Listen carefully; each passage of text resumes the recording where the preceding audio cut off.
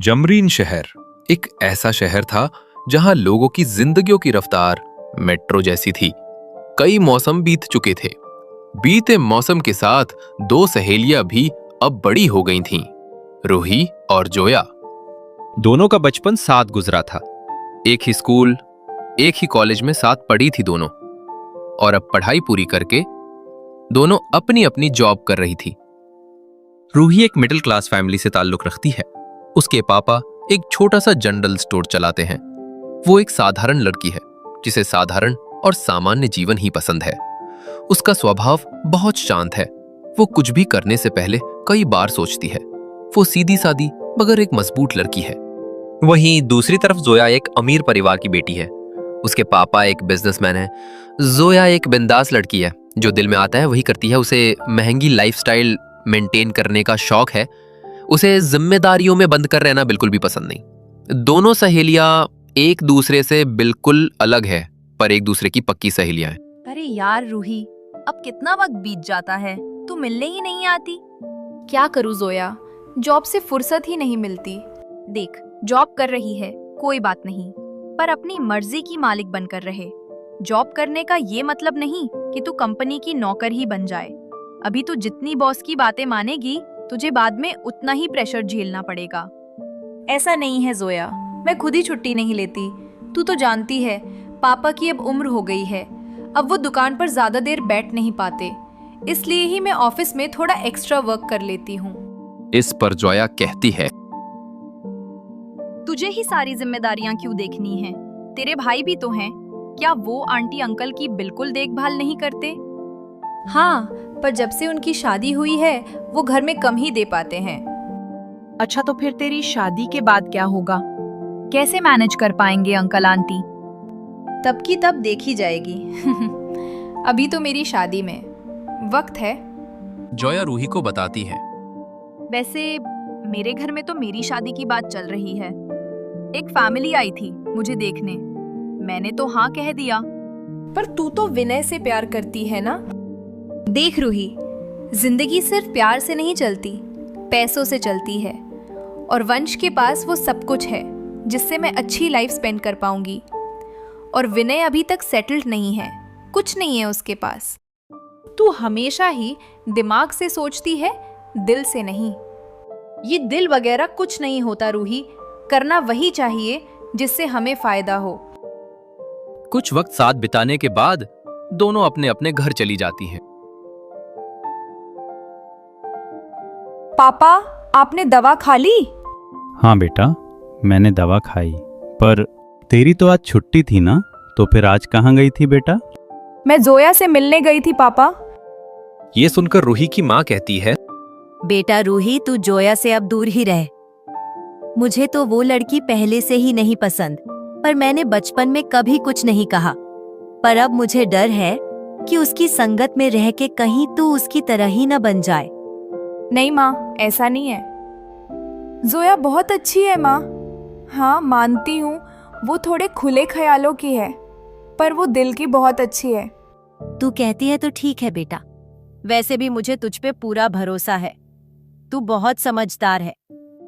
दूसरे दिन रूही अपने ऑफिस पहुंचती है।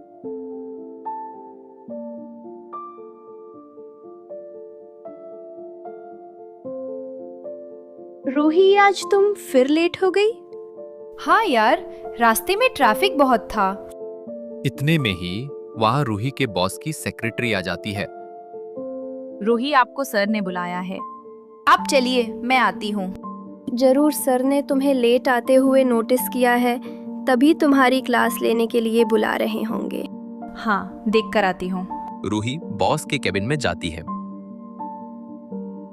अयान सर, आपने बुलाया मुझे? हाँ रूही, मैंने तुम्हें बुलाया था। दरअसल मुझे तुम्हें कुछ कहना है रूही। हाँ बताइए ना सर, क्या कहना है? रूही, मेरी कंपनी में जॉब करते हुए तुम्हें 6 महीने हो चुके हैं। बहुत दिन से ये बात तुमसे कहना चाहता था। जी कहिए सर। जब तुम्हें पहली बार देखा था, उसी दिन से तुम्हें पसंद करने लगा था। पर जब भी कहना चाहा, हिम्मत ही नहीं पड़ी। पर आज कहना चाहता हूं। रूही, क्या तुम मुझसे शादी करोगी? मैं तुम्हें बहुत खुश रखूंगा। इतना सुनते ही रूही हैरान रह गई। वो 2 मिनट चुप रही, फिर बोली, सर आप तो जानते हैं मैं एक मिडिल क्लास फैमिली से बिलोंग करती हूँ। आपके पापा इस कंपनी के ओनर है और आप सीईओ। मेरा और आपका कोई मैच नहीं है सर। मैं आपको क्यों पसंद आई? रूही, मेरी लाइफ की तुम वो पहली लड़की हो जिसके साथ मैं अपनी जिंदगी बिताने की सोच सकता हूँ। तुम बहुत समझी हुई लड़की हो। तुम सिंपल हो पर स्ट्रांग भी हो। तुम्हारी यही सादगी मुझे बहुत पसंद आई। मैं हमेशा से एक ऐसी लड़की से शादी करना चाहता था जो जिम्मेदार हो और अपनी फैमिली को प्रायोरिटी दे। और जितना मैं तुम्हें जानता हूँ, तुम्हारे अंदर ये सारी खूबियां मौजूद हैं। शादी और जीवन साथी के बारे में अयान के ख्याल सुनकर रूही के चेहरे पर एक हल्की सी मुस्कान आ जाती है। वो अयान से कहती है, पर क्या आपकी फैमिली मुझे एक्सेप्ट करेगी? हाँ रूही, मेरी फैमिली के लिए मेरी चॉइस मैटर करती है और मेरी चॉइस तुम हो। और मेरे लिए तुम्हारा स्टेटस नहीं, तुम्हारा बिहेवियर मैटर करता है। वैसे तुम चाहो तो वक्त ले सकती हो, और अगर तुम्हें कोई और पसंद हो तो भी तुम मुझे बिना हेजिटेशन के बता सकते हो। नहीं सर, ऐसी कोई बात नहीं है। मेरी लाइफ में कोई भी नहीं है। तो बताओ, मैं कब तुम्हारे घर रिश्ता लेकर आ सकता हूँ अपनी मम्मी के साथ?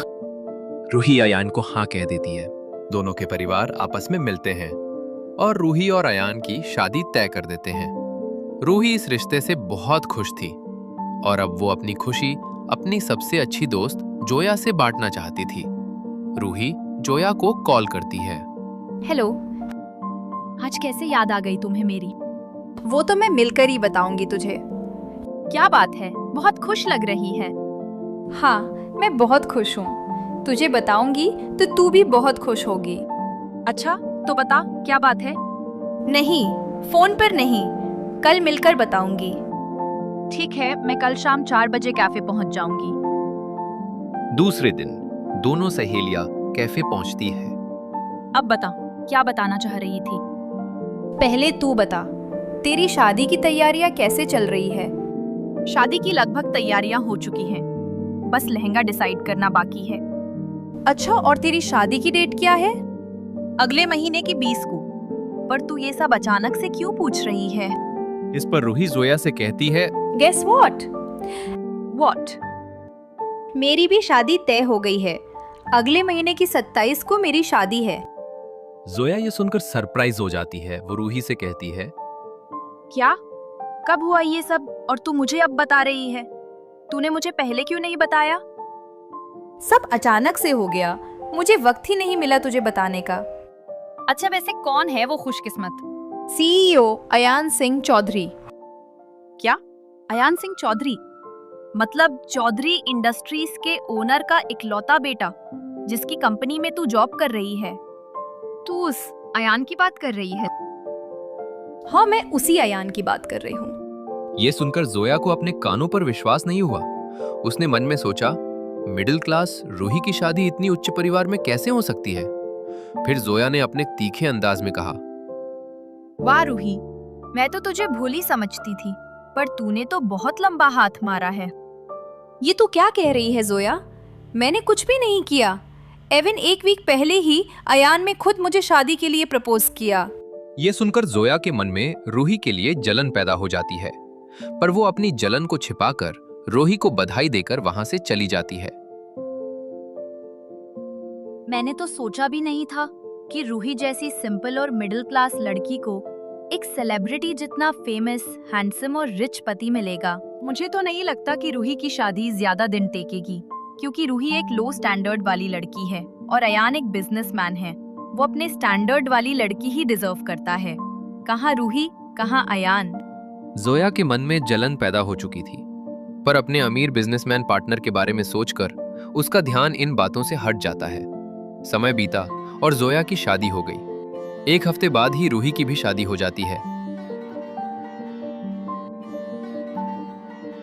दोनों सहेलियों की शादी को 1 हफ्ता बीत चुका था। इधर रूही और अयान के बीच की समझ और भी मजबूत हो गई थी, लेकिन उधर जोया और वंश के बीच अनबन शुरू हो गई थी। वंश, तुम्हारे घर में इतने नौकर हैं, पर फिर भी तुम्हारी माँ मुझसे ही बोलती है कि मैं तुम्हारे लिए खाना बनाऊं। हाँ, तो इसमें क्या बुराई है जोया? माँ रोज तो नहीं कहती, वो बस इतना चाहती है कि संडे को खाना तुम बनाओ, और घर में तुम्हारी हेल्प के लिए सर्वेंट्स भी है। फिर तुम्हें क्या प्रॉब्लम है? प्रॉब्लम है वंश, मेरे पापा ने इतना दहेज तुम्हारे घर में खाना बनाने के लिए नहीं दिया है। तुम कहना क्या चाहती हो जोया? मेरी फैमिली ने क्या तुम्हारी फैमिली से कुछ मांगा था? तुम्हारे पापा ने अपनी मर्जी से दिया था। तुम तो रहने ही दो, भलाई तुम लोगों ने नहीं बोला, पर सबके मन में होता है, सबको चाहिए होता है। ठीक है, अगर तुम्हें हफ्ते में एक दिन भी लंच नहीं बनाना तो मत बनाओ, पर फालतू बातें मत करो। इतना कहकर वंश गुस्से में कमरे से चला जाता है। दोनों सहेलियों की शादी को अब 4 महीने बीत चुके थे। आयान और रूही का प्यार दिन प्रतिदिन बढ़ रहा था। आज रूही का जन्मदिन है। Happy birthday Ruhi. Thank you Ayan. Ruhi, हमारी शादी के बाद तुम्हारा ये पहला बर्थडे है। क्यों ना आज पूरा दिन तुम अपने पापा के यहाँ स्पेंड करो? हाँ अयान, ये तो तुमने अच्छा सोचा। मेरा भी बहुत मन है माँ और पापा से मिलने का। तभी तो कह रहा हूँ कि आज तुम वहाँ चली जाओ, पर शाम के 6 बजे रेडी रहना। मैं वापस लेने आऊंगा। ठीक है, मैं रेडी हो जाती हूँ। रूही को उसके घर छोड़कर आयान वापस चला जाता है। रूही पूरा दिन अपने माता पिता के साथ बिताती है, फिर शाम को आयान के साथ घर आ जाती है। हैप्पी बर्थडे रूही, तू बहुत लकी है कि तुझे अयान जैसा हस्बैंड मिला। वो तेरी कितनी केयर करता है। अच्छा, तो तभी तुमने मुझे घर जाने को बोला था, क्योंकि मुझे सरप्राइज देना था। इस सरप्राइज के बारे में मुझे छोड़कर सबको पता था। हाँ और क्या, अपनी वाइफ के लिए इतना भी नहीं करूंगा क्या? उसके बाद रूही का जन्मदिन धूमधाम से सेलिब्रेट होता है। सबके चेहरे पर खुशी थी, सिवाय जोया के। रूही के लिए अयान के मन में इतना प्यार देखकर जोया अपनी जिंदगी के बारे में सोचने लगती है। काश मेरी लाइफ भी इतनी ही अच्छी होती। जो लाइफ रूही को मिल रही है, वो मैं डिजर्व करती हूँ। सेलिब्रेशन खत्म होने के बाद जोया अपने घर चली जाती है। जोया घर पहुंचकर देखती है कि वंश कमरे में ही बैठा था। तुम कब आए ऑफिस से? तभी जब तुम अपनी फ्रेंड की पार्टी अटेंड कर रही थी। तुम पार्टी में क्यों नहीं आए? तुम्हें हर वक्त बस पार्टी करना, घूमना फिरना होता है। तुम्हें और किसी चीज से कोई मतलब नहीं। तुम मुझे एक दिन भी खुश नहीं देख सकते। जोया की ये बात सुनकर वंश गुस्से में बोला, एक दिन? तुम तो हर दिन खुश रहती हो। लाइफ तो मेरी खराब हो गई है तुमसे शादी करके। तुम्हें पता भी है घर में क्या हुआ? मेरी माँ की तबीयत कितनी खराब हो गई थी। मैं भी ऑफिस में था। माँ ने तुम्हें कितनी कॉल्स की, पर तुमने एक बार भी फोन नहीं उठाया। तो क्या मैं तुम लोगों की नौकर बन जाऊं? हर वक्त तुम्हारे काम करती रहूं? इसे नौकर बनना नहीं, रिस्पॉन्सिबिलिटी उठाना कहते हैं। अगर तुम इसके लायक नहीं थी तो तुमने शादी क्यों की? हमारी शादी को 4 महीने हो चुके हैं। तुम महीने के 25 दिन तो अपने दोस्तों के साथ ही टाइम स्पेंड करती हो। कभी तुमने मेरे बारे में जानने की कोशिश की कि मेरी लाइफ में क्या चल रहा है, क्या नहीं? हाँ, क्योंकि मुझे उन लोगों के साथ अच्छा फील होता है, खुश रहती हूँ मैं। मेरी फ्रेंड के हस्बैंड को देखो, वो कितनी केयर करते हैं, कितनी इम्पोर्टेंस देते हैं। एक तरफ तुम हो, तुम्हारे लिए तो सिर्फ तुम्हारी माँ और बहन ही इम्पोर्टेंट है। मैं पछता रही हूँ तुमसे शादी करके। जोया की ये बात सुनकर वंश गुस्से में बोला, हाँ, पछताओ मत। चली जाऊं, किसी और को पकड़ लूं जो तुम्हारा ख्याल रखे। इतना सुनते ही जोया का गुस्सा 7वें आसमान पर पहुंच गया। वो ससुराल छोड़कर अपनी माँ के घर चली आती है। जोया को मायके आए हुए अब 1 हफ्ता हो चुका था। रूही को जब पता चला तो वो जोया से मिलने उसके घर गई। जोया रूही को सारी बातें बताती है। इस पर रूही जोया से कहती है, तूने मुझे बताया भी नहीं। इतना सब हो गया, मैंने तो तेरी मम्मी को अपने घर पूजा में इनवाइट करने के लिए कॉल किया था, तब मुझे पता चला कि तू ससुराल छोड़कर यहाँ आ गई है। क्या बताती यार, तू भी तो मुझे ही गलत समझती होगी, जैसे मेरे मम्मी पापा को लगता है कि मेरी ही गलती है इन सब में। तुझे भी तो यही लगता होगा ना? तू ऐसा क्यों सोचती है? तेरे पति ने मिसबिहेव किया इसलिए तू अपने घर आई। इसमें तेरी कोई गलती नहीं है। इस पर जोया दुखी मन से कहती है, ऐसा तू सोचती है रूही, पर मेरे पेरेंट्स तो मुझे ही गलत समझते हैं। जब से मैं आई हूँ मुझे बस ताने मिल रहे हैं कि मैंने ही अपना घर तोड़ा है। मेरा तो दम घुटता है इस घर में। मन करता है यहाँ से कहीं दूर चली जाऊं। अगर ऐसा है तो तू मेरे घर क्यों नहीं शिफ्ट हो जाती? पर मैं ऐसे तेरे घर में कैसे रह सकती हूँ? देख, अगर तुझे ऐसे मेरे घर पर रहना अजीब लग रहा है तो तू किराया दे दिया करना। इस पर जोया कहती है, रूही, तू तो जानती है शादी के बाद मैंने जॉब छोड़ दी थी, तो मैं रेंट कैसे दे पाऊंगी? तू जॉब की टेंशन मत ले जोया, मैं अयान की कंपनी में तेरी जॉब लगवा दूंगी। अभी तो मैं चल दूं, पर आगे का क्या? बाद में मैं कहाँ जाऊंगी? सारी जिंदगी तेरे घर में तो नहीं रह सकती ना। देख जोया, तू कुछ महीने मेरे घर में रहकर जॉब कर, फिर तू कहीं और रेंट पर शिफ्ट हो जाना। मैं तुझे नहीं रोकूंगी, पर अभी के लिए तू मेरे ही साथ चल। तू मेरी बेस्ट फ्रेंड है, मैं तेरी हेल्प नहीं करूंगी तो कौन करेगा? पर तेरी भी तो अभी ही शादी हुई है ना, तेरा हस्बैंड क्या मान जाएगा? अयान मुझसे बहुत प्यार करते हैं, वो मेरी किसी भी बात को नहीं टालते। उन्हें कोई प्रॉब्लम नहीं होगी अगर तू हमारे घर में रहे तो। अब जल्दी से तू अपना बैग पैक कर ले और मेरे साथ मेरे घर चल। रूही जोया की परेशानी देखकर उसे अपने घर में रहने के लिए ले आई। अब जोया को रूही के घर में रहते हुए पूरा 1 महीना हो चुका था। रूही ने अपने पति आयान की कंपनी में जोया की नौकरी भी लगवा दी थी। जोया की जिंदगी अब पटरी पर आ गई थी, पर एक चीज थी जो जोया को अब बुरी लगने लगी थी, रूही के लिए आयान का प्यार। अब जोया को लगने लगा था कि जो प्यार और अहमियत रूही को मिलती है, वो प्यार रूही नहीं बल्कि वो खुद डिजर्व करती है। अब वो आयान के पास रहने के बहाने ढूंढने लगी थी।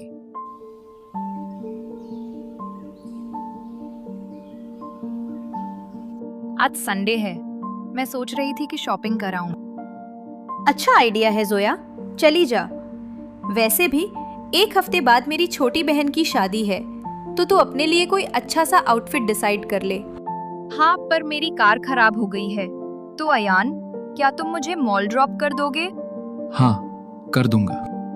इस पर रूही कहती है, अयान, सिर्फ ड्रॉप ही नहीं, मॉल में जाकर कपड़े भी ले लीजिएगा। मुझे इस बार टाइम नहीं मिला आपके लिए शॉपिंग करने का। तो क्या हुआ रूही, आज चल के डिसाइड कर लो मेरे लिए कपड़े। अयान, मैं बहुत थक गई हूँ। मैं पहले ही 1 हफ्ते से लगातार शॉपिंग पर जा रही हूँ। शादी की तैयारियां करवा रही हूँ मम्मी के साथ, और कल भी मुझे जाना पड़ेगा। कल के बाद मैं 1 हफ्ते तक बिजी ही रहूंगी, इसलिए प्लीज इस बार खुद डिसाइड कर लीजिए अपना आउटफिट। इतने में जोया बोल पड़ती है, अयान, आप मेरे साथ चलिए, मैं शॉपिंग करवा दूंगी। आपके लिए इस बार शॉपिंग मैं कर दूंगी। आयान जोया को मना करते हुए कहता है, सॉरी जोया, पर रूही की चॉइस मुझ पर ज्यादा सूट करती है। रूही, अगर तुम चाहती हो कि निधि की शादी में मैं अपने लिए शॉपिंग करूं तो तुम्हें तो चलना ही पड़ेगा। आयान के जिद करने पर रूही माल चलने के लिए तैयार हो जाती है, पर जोया इस बात से चिढ़ जाती है। वो पूरी कोशिश कर रही है आयान के पास रहने की, पर आयान तो हर वक्त रूही के पास ही रहना चाहता है। मॉल पहुंचने पर भी आयान का पूरा ध्यान सिर्फ रूही पर ही था। जोया मन ही मन चिढ़ रही थी, पर बेचारी रूही को इस बात का बिल्कुल भी अंदाजा नहीं था। शॉपिंग के बाद तीनों घर लौट आए। जोया बिना कुछ बोले अपने कमरे में चली जाती है।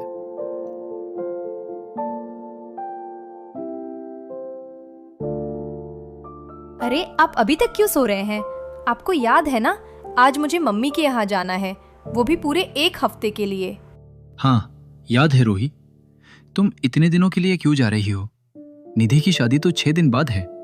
तुम 3 दिन बाद चली जाना ना, और 3 दिन रहकर वापस आ जाना। आप भी ना अयान, मेरी छोटी बहन की शादी है, मम्मी सारी चीजें अकेले कैसे मैनेज करेंगी? अब जल्दी उठो, रेडी हो जाओ, मुझे निकलना है। ठीक है मैडम, जैसा आपका हुक्म। आयान रूही को उसके माँ के घर छोड़ आता है। फिर जोया की खुशी का ठिकाना नहीं था। अब जोया को लग रहा था कि रूही के ना होने पर वो आयान के मन में अपने लिए जगह बना पाएगी। आयान, क्या तुम ऑफिस के लिए निकल रहे हो? हाँ, तुम मुझे साथ ले चलो। असल में मेरी गाड़ी खराब है ना। ओके। अब जोया हर दिन आयान के साथ ही ऑफिस जाती और वापस आती। एक दिन जब ऑफिस से जोया और आयान वापस आते हैं, तब घर में सभी लोग सो चुके थे। शायद सब सो गए हैं। इस पर जोया कहती है, आयान, आप बैठो, मैं आपके लिए कॉफी बनाती हूँ। नहीं जोया, तुम पी लो कॉफी, मैं अपने रूम में जा रहा हूँ। प्लीज आयान, आइए ना, एक कॉफी की ही तो बात है, 5 मिनट में बन जाएगी। ठीक है। जोया के कई बार कहने पर आयान कॉफी पीने के लिए तैयार हो जाता है, पर आयान को क्या पता था कि आज की कॉफी के बाद उसकी जिंदगी पूरी तरह बदल जाएगी। दोनों ने साथ बैठकर कॉफी पी और कॉफी पीते ही आयान को चक्कर आने लगे। जोया, मेरा सर घूम रहा है, मैं अपने रूम में जा रहा हूँ। मैं आपको आपके रूम में छोड़ाती हूँ। जोया आयान को कमरे में लिटा देती है और खुद भी उसके साथ ही सो जाती है। दरअसल जोया ने आयान की कॉफी में बेहोशी की दवा मिलाई थी, जिसका वो उस रात फायदा उठाकर आयान के करीब जा सके। दूसरे दिन जब आयान की नींद खुली तो वो जोया को अपने साथ अपने बिस्तर पर देखकर डर गया। आयान ने जोया को जगाया और बोला, तुम मेरे बेड पर क्या कर रही हो जोया? आयान, क्या तुम्हें याद नहीं हमारे बीच कल रात क्या हुआ? तुम क्या बकवास कर रही हो? तुम्हारा दिमाग खराब हो गया है क्या? तुम ऐसे क्यों बर्ताव कर रहे हो जैसे तुम्हें कुछ याद ही नहीं? कल रात तुम ही ने मुझे अपने पास खींचा था। तुम ही ने कहा था कि तुम मुझसे प्यार करने लगे हो। इस पर आयान गुस्से में बोला, मैंने ऐसा कुछ भी नहीं कहा, समझी तुम? तो क्या तुम्हें कुछ भी याद नहीं कि तुमने क्या कहा और क्या किया? नहीं, मुझे कुछ याद नहीं, पर मुझे पूरा यकीन है कि ना मैंने तुमसे ऐसा कुछ बोला होगा और ना ही किया होगा। आयान की बात सुनकर जोया गुस्से में बोली, तुम मुझसे प्यार करते हो, बस रूही के डर के वजह से मान नहीं रहे। आयान प्लीज, मेरे साथ ऐसा मत करो। कल रात हमारे बीच जो हुआ वो तुम्हारी मर्जी से हुआ था। देखो, मुझे इसके बारे में कोई बात नहीं करनी। मैं तुमसे प्यार नहीं करता, मैं सिर्फ रूही से प्यार करता हूँ। इतना कहकर आयान वहां से चला जाता है। आयान की बातें सुनकर जोया का गुस्सा 7वें आसमान पर था, पर उसने सोच लिया था कि वह कुछ भी करके उसे अपना बनाकर ही रहेगी। 2 दिन बाद रूही भी घर लौट आई। रूही ने घर आकर यह महसूस किया कि आयान और जोया बहुत ही अजीब व्यवहार कर रहे हैं। अजीब बात है, आयान जोया को इग्नोर क्यों कर रहे हैं? और जोया बार बार उनसे बात करने की कोशिश कर रही है। पहले तो ऐसा कभी नहीं हुआ, कहीं तो कुछ गड़बड़ है। रूही ये सब सोच ही रही थी, तभी उसकी हाउस हेल्प सीमा वहां आ गई। क्या हुआ भाभी, क्या सोच रही हो? कुछ नहीं, बस आयान थोड़े बदले बदले से लग रहे हैं। इतने में ही रूही देखती है कि जोया उसके कमरे की ओर जा रही है। तभी रूही भी जोया के पीछे जाती है।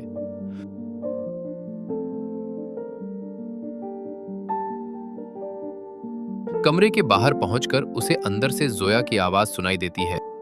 Ayan, please try to understand, I am pregnant.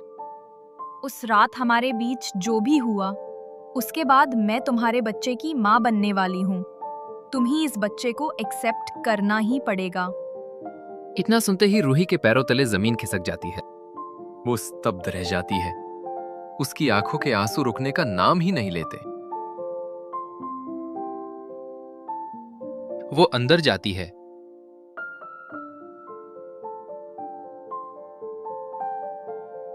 Ruhi को आता देख आयान डर जाता है।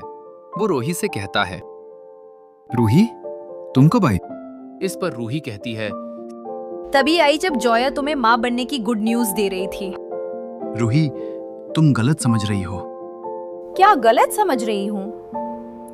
मेरे जाने के बाद तुम दोनों ने क्या क्या किया वो मैं सुन चुकी हूँ। और जोया, तुम्हें मैंने दोस्त समझा, तुम्हारे बुरे वक्त में तुम्हें सहारा दिया, और तुमने मेरे पीछे मेरे हस्बैंड के साथ अफेयर किया।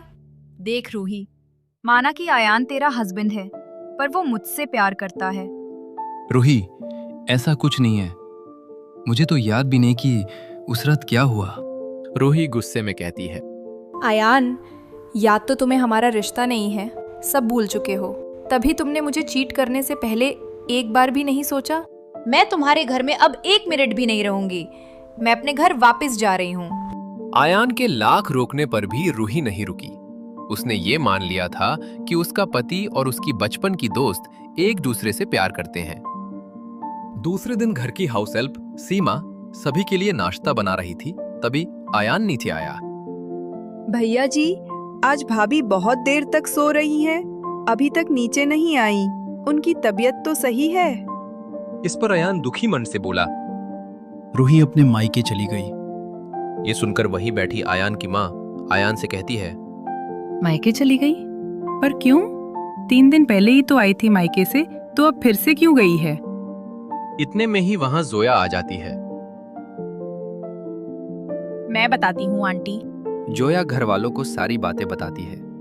आयान की आंखों में आंसू थे और चेहरा शर्म से झुका हुआ था। जोया की बातें सुनकर आयान की माँ बोली, आयन, मैंने कभी नहीं सोचा था कि तुम इतना गिर जाओगे। जिस लड़की को रूही ने सहारा दिया, तुम उसके साथ मिलकर रूही को ही धोखा दोगे? रूही ने बिल्कुल सही किया जो तुम्हें छोड़कर चली गई। आयान की माँ ने गुस्से में कहा, तुम्हारी भी तो छोटी बहन है, अगर उसके साथ ऐसा हुआ तो तुम्हें कैसा लगेगा? जो लड़की तुमसे इतना प्यार करती है, उसे धोखा देने से पहले एक बार भी नहीं सोचा? माँ की इतनी कड़वी बातें सुनने पर भी आयान कुछ नहीं बोलता, क्योंकि उसे उस रात के बारे में कुछ भी याद नहीं था। अब उसे भी यही लगने लगा था कि शायद जोया सच बोल रही है। आयान की माँ जोया से कहती है, और जोया, तुम जिस दोस्त ने तुम्हें सहारा दिया, तुमने उसी का घर तोड़ दिया। अगर आयान ने ऐसा कुछ करने की कोशिश भी की थी तो तुमने उसे क्यों नहीं रोका? तुम तो उसे रोक सकती थी। आयान की माँ ने गुस्से में कहा, तुम अभी इसी वक्त मेरे घर से निकल जाओ। तुम्हारे जैसी लड़की के लिए मेरे घर में अब कोई जगह नहीं है। जिस पर जोया तीखे अंदाज में जवाब देती है, आंटी जी, आप मेरे साथ ऐसा नहीं कर सकती। मैं रूही नहीं हूँ जो रो धो के चली जाऊंगी। मैं जोया हूँ और अयान का बच्चा मेरे पेट में है। जितना हक रूही का इस घर पर और अयान पर है, अब उतना ही हक मेरा भी है। आप मुझसे जबरदस्ती नहीं कर सकती। ये सुनकर आयान जोया से कहता है, तुम मेरी माँ से ऐसे बात नहीं कर सकती जोया। पर अब जोया पर इन सब बातों का कोई असर पड़ने वाला नहीं था। रूही ने आयान से दूर होने का फैसला ले लिया था। अब जोया का रास्ता साफ था। दिन अपनी रफ्तार से गुजर रहे थे। तभी एक सुबह जब सीमा जोया के कमरे में उसे चाय देने जा रही थी, तो उसने सुना कि जोया फोन पर किसी से गुस्से में बात कर रही है। मैंने तुम्हें कितनी बार कहा है कि अब मुझे तुमसे कोई बात नहीं करनी है, नहीं मिलना है। कुछ देर रुककर जोया फिर से कहती है, ठीक है, कल मैं तुमसे मिलने आऊंगी।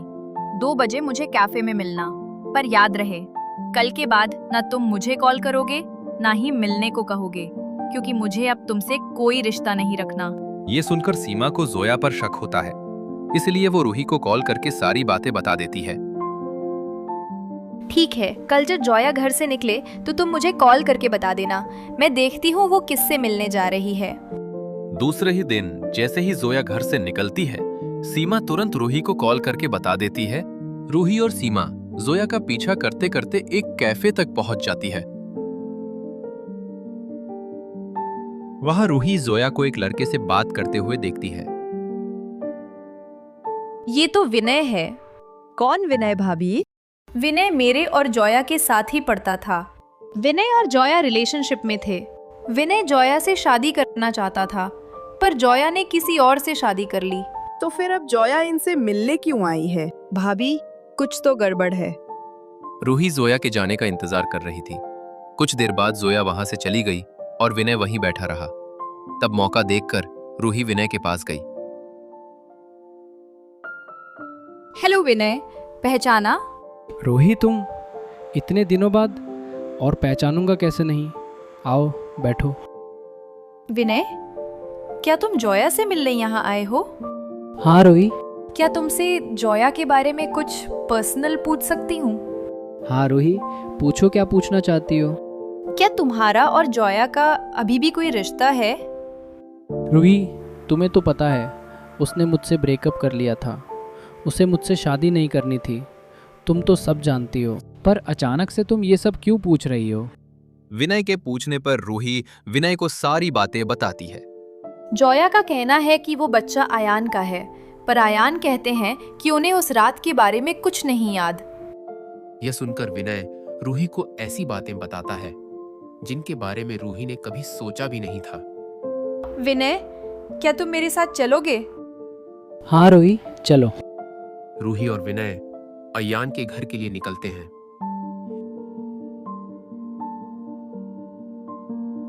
जैसे ही रूही घर पहुंचती है, उसे अयान मिलता है। अयान रूही से कहता है, रूही, तुम वापस आ गई। प्लीज मुझे माफ कर दो। मैंने तुम्हें चीट नहीं किया। और तुम्हारे साथ ये कौन है? अभी पता चल जाएगा। सीमा जोया को बुलाकर लाती है। रूही, तुम और विनय, तुम दोनों यहाँ क्यों आए हो? तो क्या मुझे तुमसे परमिशन लेनी पड़ेगी अपने घर आने के लिए?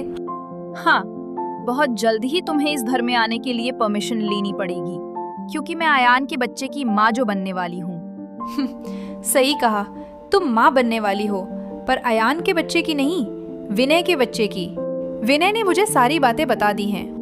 ये सुनकर अयान के होश उड़ गए। उसने रूही से कहा, क्या तुम सच कह रही हो? तुम्हारा दिमाग तो खराब नहीं रोही? तुम्हारे पास क्या प्रूफ है कि ये बच्चा विनय का है? प्रूफ विनय है। तुमने अयान से पहले ही विनय को बता दिया था कि तुम प्रेग्नेंट हो। इस पर जोया कहती है, अयान प्लीज मेरा विश्वास करो, ये बेबी तुम्हारा ही है। ये रूही झूठ बोल रही है, ये मुझसे जलती है। जोया की ये बात सुनकर विनय कहता है, झूठ रूही नहीं, तुम बोल रही हो। आयान, ये तुम्हारा नहीं, मेरा बच्चा है। दरअसल जोया ने 7 महीने पहले मुझसे ब्रेकअप करके किसी और से शादी कर ली, पर शादी के 1 महीने बाद उसे महसूस हुआ कि उसे मेरे जैसा प्यार और कोई नहीं कर सकता, इसलिए वो मेरे पास वापस आ गई थी, ये कहकर कि वो जल्दी ही अपने पति को तलाक देकर मुझसे शादी कर लेगी। पर पिछले 10 से 15 दिनों से ये बहुत स्ट्रेंज बिहेव कर रही थी। नाउ आई नो इसने ऐसा क्यों किया। ये मेरे बच्चे के ज़रिए तुमसे शादी करना चाहती है अयान। एक्चुअली गलती मेरी ही है। मैं ही समझ नहीं पाया कि जो लड़की एक बार मुझे पैसों के लिए छोड़ सकती है, वो मुझे दोबारा भी धोखा दे सकती है। तुमने मुझे तो चीट किया ही, और तो और तुमने रूही का भी घर तोड़ने की कोशिश की। तुम ना प्यार के लायक हो, ना दोस्ती के। रूही गुस्से में कहती है, मैंने तुम्हारे पति वंश को कॉल करके सारी बातें बता दी हैं। अब तुम अपना सामान पैक करो और निकलो मेरे घर से। मैं अपनी लाइफ में अब कभी भी तुम्हारा चेहरा नहीं देखना चाहती। सच सबके सामने आने के बाद जोया शर्मिंदा होकर रूही के घर से चली जाती है। अब वंश को भी उसकी हरकतों के बारे में पता था, इसीलिए वह वहां भी नहीं जा सकती थी। जोया अपने मायके जाती है, पर वंश ने उसके मम्मी पापा को सब बता दिया था, इसीलिए उसके माता पिता भी ऐसी बेटी को अपनाना नहीं चाहते थे।